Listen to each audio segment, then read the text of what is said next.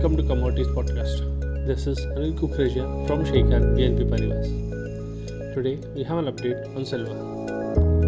On the daily chart, silver has sustained the resistance of 95,800, which was the recent swing high. Prices should sustain above the mentioned resistance to resume the bullish move, while an immediate support should be the level of 61.8 retracement level and 76.4 retracement level, which is around the level of 92,500, followed by 91,600 respectively. The momentum indicator RSI has a negative divergence along with a negative crossover supporting the bearish move.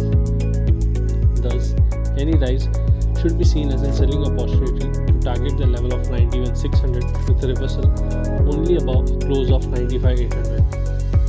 Hence, we expect silver to trade with a negative bias for the day ahead. Thank you.